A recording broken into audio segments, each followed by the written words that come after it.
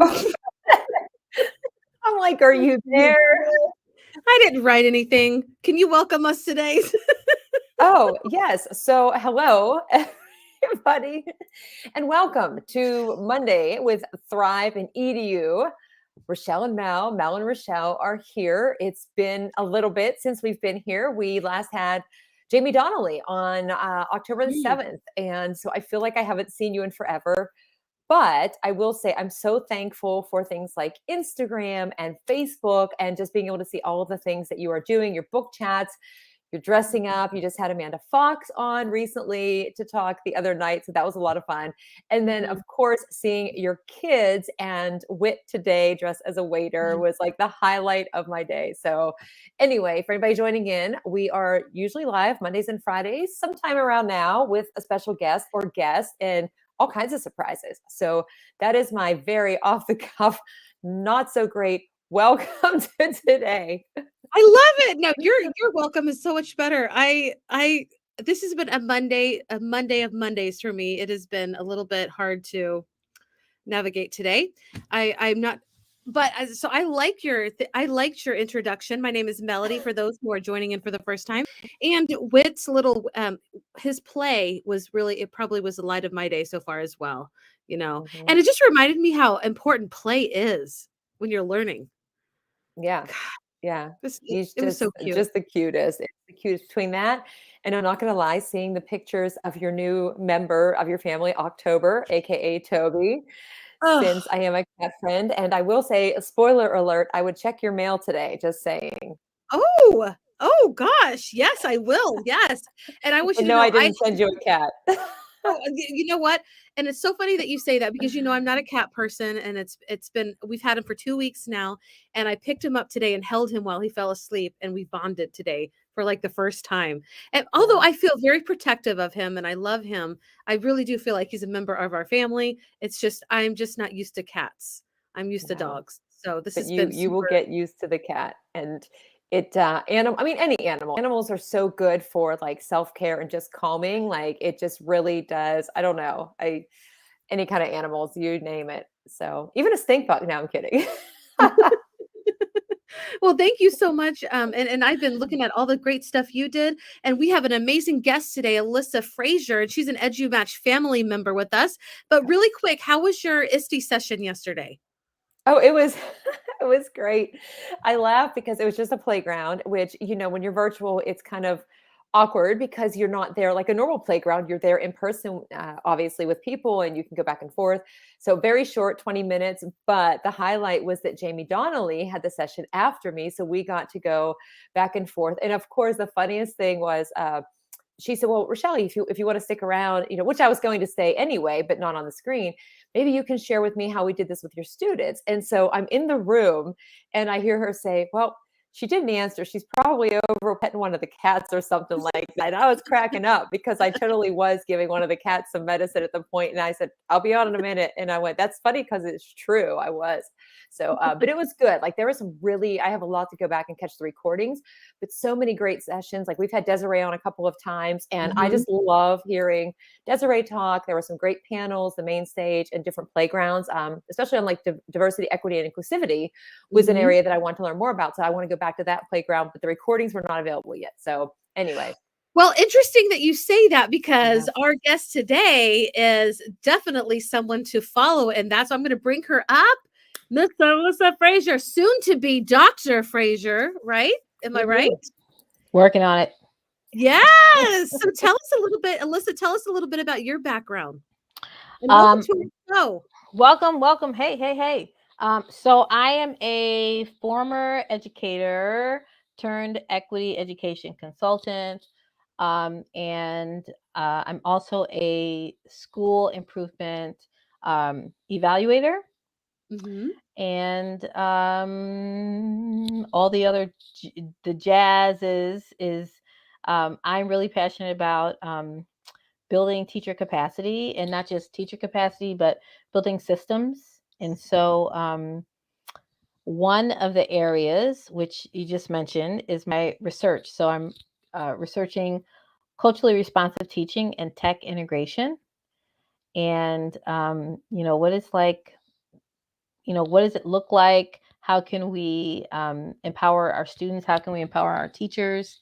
And it's needed. So that is, other than that, I'm an autism mom. If we have any autism folks out here, I've got a couple of kiddos on the spectrum. And so like, I am all about that. And yeah, EduMatch author.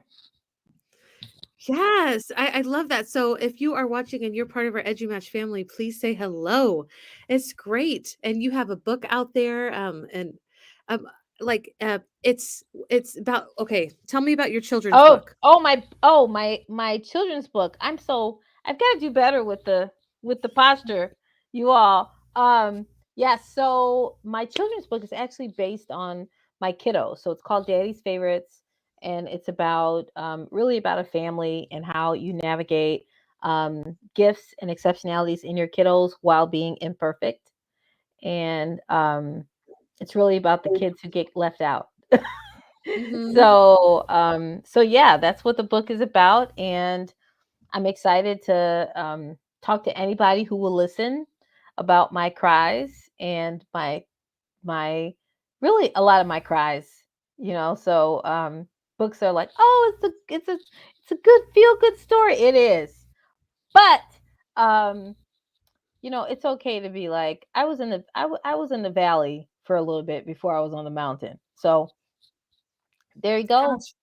If that isn't the truth, and our friend Jillian, she was posting just something about that earlier on Twitter. So definitely, how have you been doing, during the last, few months of just the pandemic and being with your family? How's that been going for you guys? Yeah, I think that the pandemic, the ongoing pandemic, I think there's like a pandemic in our mind, right? Where it's just like when Yes. small things happen, they get amplified. And I have to remind myself to like get still and to enjoy the things that I have in the moment and not wait for the dread, because I'm like, oh, this coffee tastes good. And I'm like, oh, what a wonderful conversation. And then I'm like, what's going to happen? When is it going to end? Like what, and so I think that's what the pandemic in the mind is doing. It's like this impending, something's going to happen. Somebody's going to get sick. Like, Yes. yeah. I never thought about it like that, but you're exactly right. Every time I think about, well, maybe I could do this, and then immediately I shut it down because I'm like, no, this could happen or this could happen. I mean, it's crazy. Yes, spot on. Yeah, it's Yeah. hard not to wait for the dread. So how do you combat that? Yeah, so I have comebacks. So it's like, this awful thing is going to happen, and I'm like, well, it could, but it really could not. And Mhm. like, how much better could I feel if I like make this connection? And so for me, that meant yesterday I spent 2 hours outside sipping coffee with my friend that I haven't seen in 3 years. And Oh, wow. so it was really, and I felt guilty afterward, like, oh, but I was like, wait a second. We had Starbucks, we sat in a park, and it was just, it was great. And so we were cursing, and then we had to get quiet because there were kids there and people walking their dogs. And she was like, F that. And I was like, forget that. So it was, it was, sorry if we have any parents watching. We are, we're role models, like we're teachers, but anyway, yeah. So I have to tell myself like positive self-talk, in that like, what if the other is so much Mhm. more powerful than the what if bad.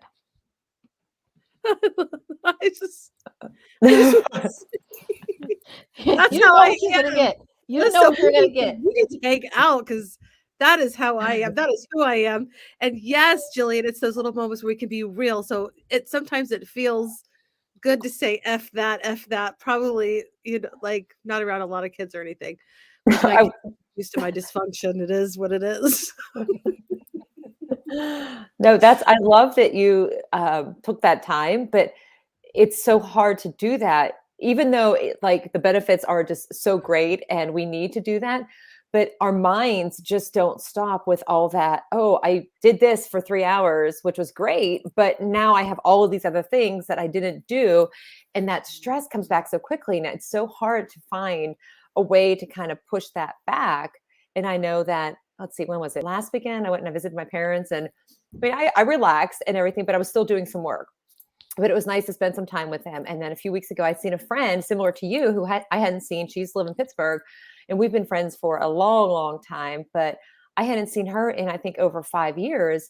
But there were things on my mind, and one of my animals was sick. And so it was like I wasn't fully engaged in it, even though it was great. Like, I'm thankful to have pictures to look back and think, oh, yeah, we had a good time. But I was also feeling kind of guilty about, oh, these are all the things I'm not getting done. But there's always going to be stuff that we're not going to get done. And the Mm. time that we have with people and those moments, however brief they are, those quick coffees or long coffees or anything, like, we have to do that because we might miss that opportunity for good. And that's far worse than not crossing something off the to-do list that you've probably had like 5 to-do lists for months anyway. So, like, what's one more day? But easier for me to say that now than to actually put that into practice. So kudos to you for doing that yesterday. And I wish I could do the same right now. But I did take a 20-minute nap today. So Yeah, that's good. Okay. Well, it paid off. right. I have some regrets this weekend. I saw some friends and I did some I made some regrettable choices, but I still My eyes enjoyed. get big. Anyway, moving on. So you are going towards your doctoral degree about creating equitable spaces beyond checking the boxes. And Rachelle just said that that was one of her areas in the ISTE, whatever it was yesterday. What was it, the ISTE? They had the DEI, diversity, equity, inclusivity is the part of like a playground. Yeah. Was that the whole weekend, Rachelle? Was that what it was all No, it about? was just, I mean, there were sessions throughout the whole weekend. It was the creative constructor uh, That's okay. CCL, yeah, and so it was just a full event from Friday night, Saturday, and yesterday. But some of the sessions were, there were a lot of presentations on that, but then there was a whole playground focused on different themes within that overall theme. So I need to go back and check them out. And some of them they repeated, the 20 minutes in a row, but I just couldn't catch them because there were other ones and then also presenting. But they're recorded, so that's the great thing about the virtual part is that you can go back and catch them whenever it's convenient to you. Definitely. So tell us what you're doing in your work, Elissa, about creating equitable spaces and what does that mean beyond, the check boxes? Yeah. So I'm really, really so blessed that I work with a great team. I know you know Alexis Terry. I work with Alexis and Salandra, and we do equity centered professional development for teachers in schools. And so um, one of when we talk about this whole idea of like creating the spaces, really an easy way to think about it is who is this designed for, right? Everything from when you open the door, if you're designing a home, you're thinking about where are the windows placed, like how making sure the door is wide enough where folks can come in, making sure that there's enough chairs around. If you have a 5-person family, you're not going to have a 4-person table, right? Right. Making sure that you are considering who's there, that they're welcome, that it's designed for them, and that when they get there, that you are engaging with them and asking them, is this working for you? And if it's not working for you, that you are willing to say, what does work for you? And if that means that I've got to like sit back a little bit and do some learning, if that means that I've got to maybe ask myself some tough questions, whatever that means for me to really know you not just at a surface level, but to really be able to make the shifts so that I can create the conditions for you to um, not just get the content, but so that when you leave that space, you remember who you were to that teacher. You know who you were to that teacher. You know who you were to that class. You have all of that stuff, right? Knowledge, skills, competencies, all that stuff, but that you can take everything that you've learned and you can go to another place and it will propel you forward. And so when we talk about these checking the boxes, sometimes folks are like, I created this cool stuff. I did this cool project. And then when that kid leaves your class with that cool project, like you can't transfer any of it. Like they're Right. like, high five to you, you know, and I'm like, yeah, I can high five you, but like if I can't take the stuff that we did and the experiences and the knowledge and propel and use that as a catalyst for the next great spaces I'm going to be in, then it really was just kind of like I did this cool thing, check, you know, I used this tech tool, check, I gave you a high five, check, it's not, you know, deeper and meaningful, and it's designed for the teacher instead of designed for the kiddos. Yeah. That's incredible. And I mean, obviously, a lot of us are guilty of that. And I mean, I was shoot. too. I was too. That's a really good way to look at it. What's like the most common thing that, teachers ask you, like, where do I start? Or, do they ask you? I kind of just threw that out there, but Yeah. what do they ask? Yeah. So one of the things is teachers are a lot of times like, well, how do I know what I don't know? And Yeah. I'm like, yeah, how do you know what you don't know? But one of the things I ask are, what are the outcomes that you're seeing? And I don't mean outcomes like great outcomes. Hmm. When your folks leave, what are they saying and what are they doing and how is that connecting back to you? And so if they leave and you're, you know, and you're, we're the receipts, Hmm. then there should be an indicator of like what are those receipts and who is giving you the receipts. If it's your colleagues and they're always giving you receipts, that's one thing. But if it's your kiddos, if it's their families, if it's like folks in the community, if it's those folks that are giving you all these different receipts, if you're missing those receipts, the first thing you need to ask yourself is, hey, like, why does this thing that I'm doing matter? Who does it matter to? And how do I know that it matters? And if you're the only one giving yourself those answers, that's a good place. That's a good place to start.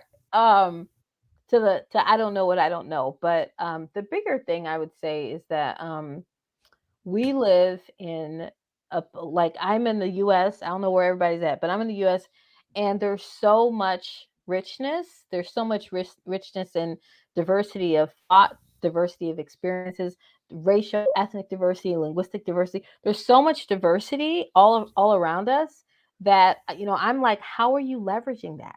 Yeah. How are you using that? How much do you know? Like, what do Right. you, because part of it is like, well, I didn't know. I'm like, well, you got to find out. That's part of it is that you're like, I never knew I had this kid that, or my kid's family, or, whatever, and so, um, how do you ask questions outside of, the type of education that you got when you were, growing up? Hmm. God, that's a lot. Like, because a lot of us go in with the lens that we like something that we grew up with and we want to replicate that. And Mhm. it's hard to get out of that. So I like that you said that because we really should be at this point out of that. It's like, well, it's a different world. Um, and something that really struck me what you said is like when you think about your family, you wouldn't have, you know, uh, you would have enough seats, you would want them to feel like they're a part of your family, and I really think that that's a good place to start, and then if I'm not serving you, Mhm. asking that question, "How can I be better?" I just that's that's really cool, and I I Yeah. think like that's a place to start if you've never started, before. I like the way that she put it too, because like I mean the family thing, like you said too, Mel, that you bring up, but it makes it, I don't know, it makes it easier to picture it or to like process it in your mind, like relatable, obviously, in that analogy. I'm like struggling right now. I was distracted by the random animal that appeared here. Uh, but just for even my own experience, I've said this so many times. It's like I was teaching the way I had been taught, and I didn't have a very diverse, I mean, my school, like anything, like the word diversity had a completely different meaning to me 5 years ago, 10 years ago, compared to what it has now. And I'm continuing to learn about, which is why I was so interested in some of the sessions and things that I've seen being presented at all of these different conferences, because I guess last June, which gosh, I can't believe how long ago that was, but Nicole Howard had asked me to be on a panel, and it was, I think it was in June. And I was initially very uncomfortable because I didn't feel like I knew enough to contribute to the conversation because of my experience prior to that. But then in becoming, part of that, like obviously I learned from hearing the other perspectives and experiences, and it gave me a lot of great ideas and resources to check into. But it was initially uncomfortable. But if we don't get past that discomfort that we have, we're never going to have those hard conversations. And when we face those hard conversations, we're not going to have the skills to kind of work through them. We're going to shut down. At least, I mean, that just might be my own experience, but I don't know. It might be what other people are feeling too, because you feel like, and I guess it goes with everything. Like as an educator, you feel like you have to know everything and be the expert. And if you don't, it's like, oh my goodness, I'm an imposter, or, what am I going to say? But as educators, doesn't mean we know everything. We're constantly learning, and new things come up. Conversation today in school, and I won't say, what the topic of it was or anything, but it's like there are issues that our students and our educators are dealing with today that we didn't deal with a year ago or 2 years ago or 5 years ago. And some things that didn't even exist in conversations, or if they did exist, like nobody mentioned them for fear of saying the wrong thing. And so trying to figure out the words and do so in a way that's respectful and welcoming of everybody else's, opinions and experiences. It's just constantly a process. And I do still sometimes, like, I worry to say the wrong thing, but then I feel if I don't say anything, that's the wrong thing too. So it's like finding the balance. But anyway, I just totally like took over the conversation there. So this is Rachelle. Rachelle is finished speaking right now. No, it's all good. I appreciate all of that. And I think that we, as teachers, we have a like teacher persona that somebody sold to us, and that teacher persona doesn't engage with other like humans to say like, I'm struggling with this thing and I need someone outside of who I know, because you're all grew up like me, you look like me, Mhm. we've shared that all of this. I need other folks to engage with, and I need to know how to engage with them, right? And Mhm. so Right. the how to engage with them is asking, is saying like, hey, is this okay with you? I've been saying this thing, right? How can we open doors so that you can have tough conversations with me? Yeah. Because we like to say, oh, I want to do this thing, and then you start having a tough conversation. You're like, whoa. I don't want to get that deep. I didn't want to do Right. that. No. I don't want to go there. And it's like, well, you kind of need, if you really wanna, you gotta engage with folks. And part of the work with Alexis and Solandra that I do is the most powerful is being able to go down with a group of teachers, and for that third time, Mhm. now they're starting to open up a little bit. And it's really because the peer pressure around them, right? The people around them are like, well, we're all kind of opening up a little bit. We kind of trust you now, just like our kiddos. Like, we kind of Mhm. trust you now. And so, but there are people that are jumping leaps and bounds who are like, I don't need the person to the left or the right of me to give me permission to like make my, Yes. like to make my classroom better, or to have me ask difficult questions while they're holding me saying, yeah, that's messed up, but I'm still holding you. Like, I'm not Right. going to be like, you big bad. No, I'm not. Because I was all of you. I Right. was a reflection of you. Mhm. Wow, that's great. And so, and when I said that, how does that lead into like you're doing research now for your doctoral for culturally responsive teaching in tech? What does that look like, and how do you want us to be a part of it? Yeah. So right now I'm looking for participants, and the skinny of it is that I um I love tech. I love all that, right? And Mhm. so ed techie, like, I love all that stuff. But what I found was that whenever I had conversations with techie people, I was always grounding everything through pedagogy. I was like, Mhm. who am I? What does teaching look like? What does teaching mean? What are my values? What are my beliefs? How does that inform my practices? And so I was coming from a very, very different lens.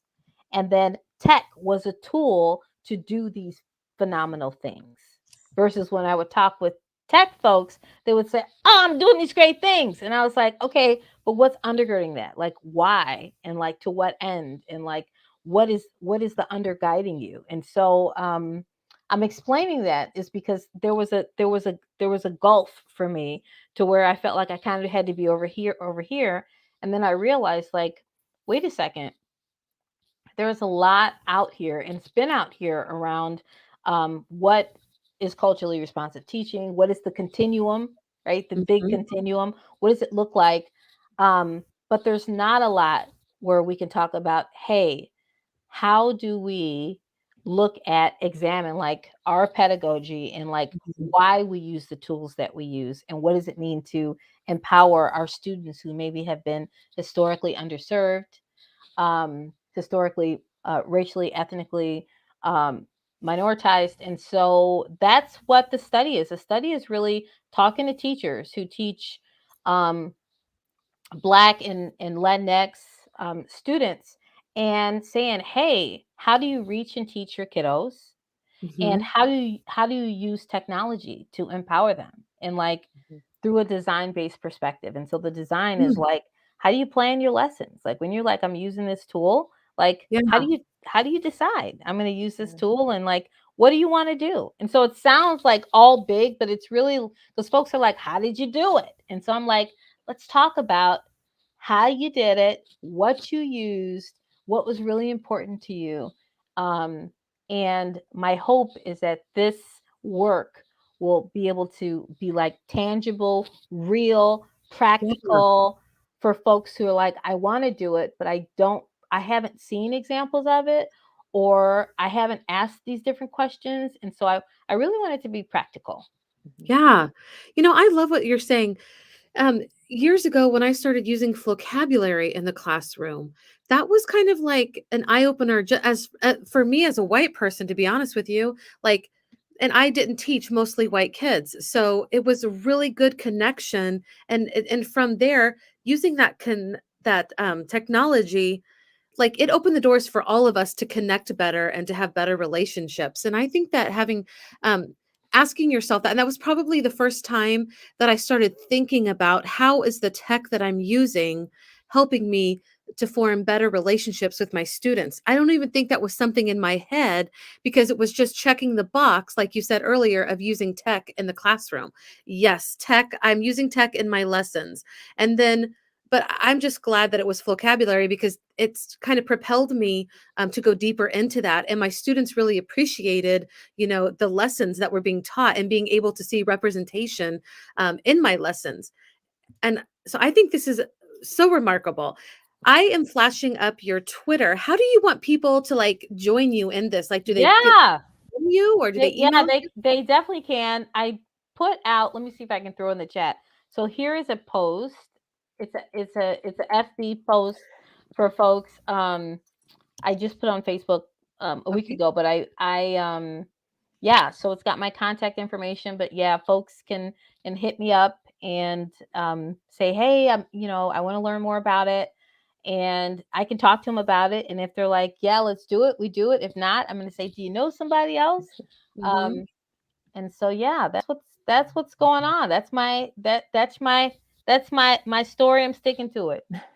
If we if we're like ambassadors in different ed tech, like, I know Rochelle and I are both pioneers, we're in Nearpod, can we share this inside of that group? Are you Oh yeah, totally. You okay? can Cool. use share it inside the group. I'll definitely make sure I ping you and email you and all that good stuff. But yeah, you can. But yeah, I would love that. I'd be grateful. Okay, we can do that. I know I can do it. So, plan to hear from other people. And now, because it is Monday, we need to end. We're getting closer to our end. We're going to go over a little bit at 30 minutes. Is that okay with both of you? I better ask the cat. No, that cat. Hello. No, which cat is this one, Rochelle? This is Sam. Mm. What's going on, Yeah. Sam? Sammy comes and stands here, just stares at me, and now he's chewing the corner of the computer because it's apparently dinner time and he was going to hit the panic button. My mom said hi, Sam. So he's like the dinner bell apparently. So I apologize, but if I shut him out, he stands at the door and he bangs on the door and whines. But if I put him in here, he comes and stands here. So he said it's okay. We can play this or that. Thank you, Sam. Okay, so here we go. We're gonna play this or that, and it's just really easy. You just tell me if you like this or that. And it's funny because the first question is you might want to think about, the room here. Dog or cat? Dog. Cat. I'm going cat, or I might get attacked by one if I say the word dog. I would normally say dog. Right now, because I have my first cat, like I guess I'll say cat. But I would normally, before 2 weeks ago, I would have said dog. All right, Netflix or YouTube? Netflix all day.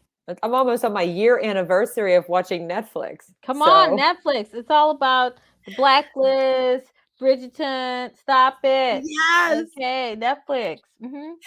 Oh my gosh. The Blacklist, man. This time last Don't ruin year, it. La la la.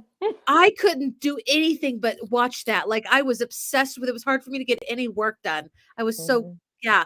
And then Bridgerton, I watched that before anybody else started talking about it. I was just like, this show is hot. And then I was like, how come nobody's talking about it? And then all of a sudden everybody did. That's a hot show. What are you guys watching right now? Oh, I'm watching the new season of The Blacklist. Yeah, they have season I 8 didn't yet. watch It's it come yet. out. Oh, it's the bomb. Yeah, I won't tell you anything. But Don't. I finished a show called Rake, Rake, which it's really good. The guy's a barrister and it has humor. It's almost like it has like a legal show, but like the older show that was The Mentalist, a little bit with like the snark of The Blacklist, like with James Spader. And just it's really funny. Like I watched the whole show through all the seasons, and then now I'm watching Maid. I just started Maid. I heard about Maid. That's good. It's good. But I ran into a former student and he said, oh, you should watch Maid. So I just started the other night. And then Money Heist is another one that I absolutely love. It was filmed in Spain, so there's voiceovers, but it's really good. So yeah. Yeah. I want to say Maid was really hard for me to watch. I had to like watch it and then reflect. It brings up things, but it's a really great show. It's a great show. I really like her, like the main. Yeah. And that's really Andy, what's her last name's daughter? I know. Well, is it McDowell? And I kept wanting to say Andy McNair because I know Andy McNair, an educator, and I was like, no, it's Andy McDowell. But she's so like her character, she's just so good in that role. But I didn't realize that was really her. So fun fact of the Monday. All right, text message or phone call? Oh, so I'm over 40. So I'm really all about the phone call because I feel like the norm is text. So that a phone call, I feel really special if somebody makes a phone call to me. Yeah. I hear you. And I say, if you're going to text me 2 paragraphs, please call me. Like, and then expect me to answer all of your questions in those 2 paragraphs. Please just pick up the phone and call me. That's where I am. I like both. I like being on the phone with somebody and text messaging responses to everybody else. While I'm walking, so that I'm like covering like multiple things at the same time. Oh, okay. This is good. Facebook or Twitter? Oh, Twitter. Yeah, I'm gonna say Twitter. Twitter is like we're the generation of Twitter, I feel like. So like yeah. Twitter's versatile. That's good. Okay. Ice cream cone or snow cone? Ice cream. I don't even need the cone. Just give me the ice cream. Yeah. I think I'm gonna roll with the ice cream. Yeah. Awesome. Yeah. I'm gonna say snow cone for me because I'm usually pretty iron deficient and I love ice. So I like this ice and that ice baby. Okay. I was gonna just do that. No. Ooh, okay. iOS or Android? Team Android. Hang on. Even though I'm on a Mac and have an iPad. Or iPhone if you don't. Yeah. So I am not I don't. I'm gonna get myself in trouble. So I have an Android, but I do have two Mac computers. Nice.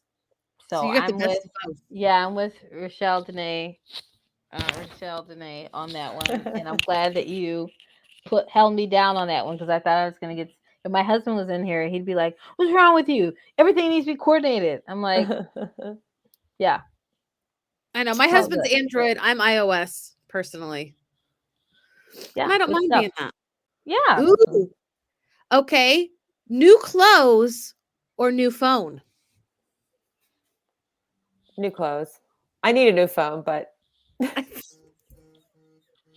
yeah." I am gonna jump out the box and say cooked really good dinner for a week instead of both of those. hmm. Yeah, I'm just I like that. yeah. Okay, I'll try to find something. Okay. We'll end on this one. Okay, Okay. here's a good one to end on: hamburger or taco. Taco. Ooh. Hamburger if it has barbecue and bacon all over it. All of the above. All of the above. I'll take all of it. Okay, is Yeah. all let me say. Oh yeah. Oh What yeah. about a taco burger? There are those. There I are such know. things as those. Yep. I know that.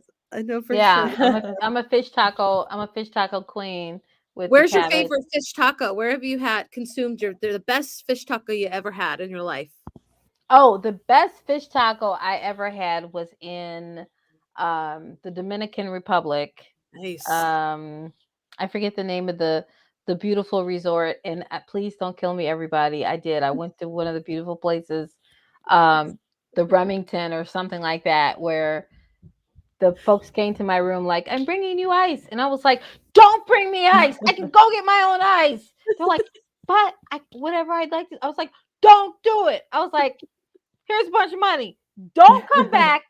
Don't come back. I will get my own stuff." But when I was there, they like caught the fish, they like seasoned it, they like squeezed all the juices on it, and like I was like, Ugh. my goodness. And so yes, that was the best taco that I have. And sorry for my rant, but I'm just all about like there's no way that like one of our dollars is like 80 of their dollars. And so I'm Mm. just like, how you doing today? And they're like, what Yeah. can I get for you? I was like, buena dia. I was like, how you doing?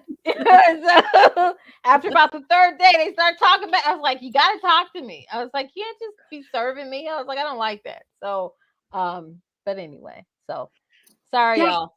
It's okay. No, and we all have our own rants, but I think that once you have a really good fish taco, it's hard. Like you always grade every single fish taco to that good taco, and it's Mhm. disappointing when you get something that's not up to par. Saying Yes, so. that's Yep. it. Yes. Well, thank you all for joining us today. Marianne, especially, it was good, and Jillian and Amanda, thank you so much. And Alyssa, thank you for coming on today. I always ask our guests, do you have any last words you would like to say before we say goodbye? Um, I will say that for everybody, like, um, oh my gosh, my kids are like saying, you need to clean up after yourself. You know what you need to do.